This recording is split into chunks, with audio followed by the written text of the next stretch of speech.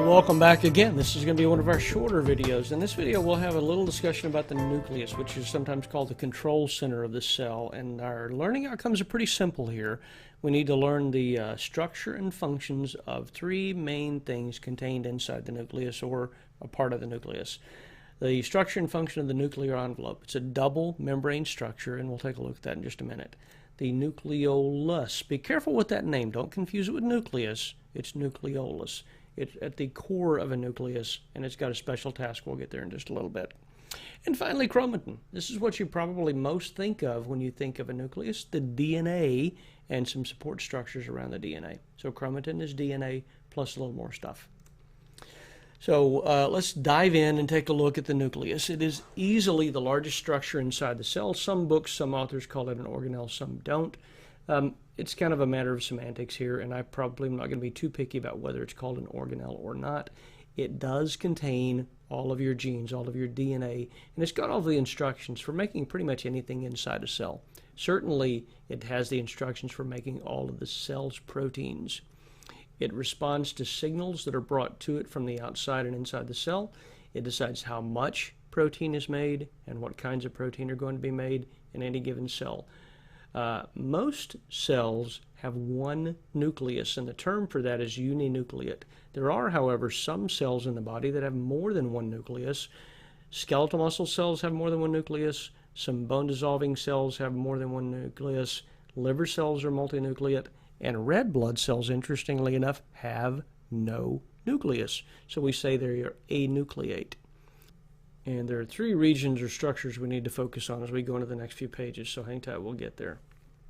We'll start with the nuclear envelope. The nuclear envelope is the outside surface seen here.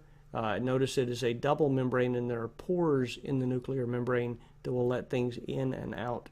All of the purple stuff that you see inside the nucleus would be chromatin, that is effectively unraveled DNA.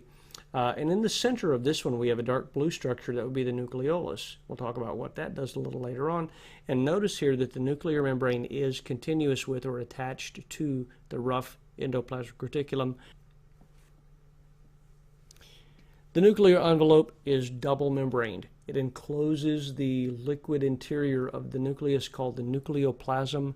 It is connected to the endoplasmic reticulum, and there are even ribosomes on the outer surface of the nucleus. The inner lining membrane is known as the nuclear lamina. It helps to keep the shape of the nucleus, and it's scaffolded to help organize the DNA inside it. Pores let things move into or out of the nucleus in a regulated fashion. This picture is a very interesting one. It's actually a famous picture that's been around for quite some time. This is a style of preparation known as freeze fracture. And in this top part of the image, you can see that the upper part of the membrane has been peeled away, and we can actually see the two separate layers, the inner and outer layer of membrane in this image.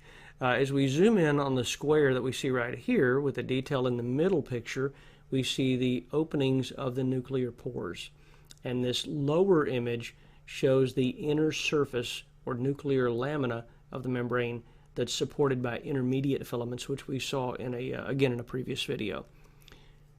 The nucleolus is the very center of the nucleus. The word nucleolus would be singular, nucleoli would be plural. Some cells have two of these, most cells only have one. It's a dark staining spherical body in the center of a nucleus, and I always think of these as being like the yolk in the middle of an egg. If the white part of a boiled egg is the nucleus, the shell around it would be the nuclear membrane, and the yolk would be the nucleolus. What happens in the nucleolus is we have instructions here for making ribosomal RNA. So we have genes that are involved in making ribosomal RNA and actually physically producing the RNA part of a ribosome. It's associated with the nuclear organization regions of this process, and it contains DNA that makes that has instructions for making RNA. Usually there are one or two nucleolus per cell. Chromatin. This is the long thread-like, sometimes described as unraveled DNA that makes up about 30% of the interior of the nucleus, and the remaining part would be histone proteins, about 60%, and RNA, about 10%. Histone proteins are like spools. To wind thread, sewing thread, you wind it around a spool. To wind up DNA, you wind it around a histone protein. There's also RNA here. This would be RNA that is actively being copied from the DNA, which we'll talk about in some detail in a later video in another chapter.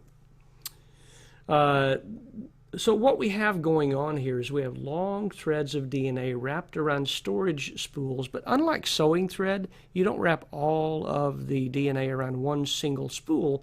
Instead, you wrap a section of DNA about 2.5 times around one histone protein, and then you go on to the next. And you end up with what looked like strings of beads in a very long chain. And each of those histone proteins with a couple of coils of DNA around it is called a nucleosome. Histones are involved in packing long DNA molecules, and they help to regulate the genes, to decide what genes are being turned on or turned off in a cell at any given time. If you've never wondered why all of the cells in your body have the exact same DNA, and some are heart muscle cells and others are brain cells and others are kidney cells, this is a part of that.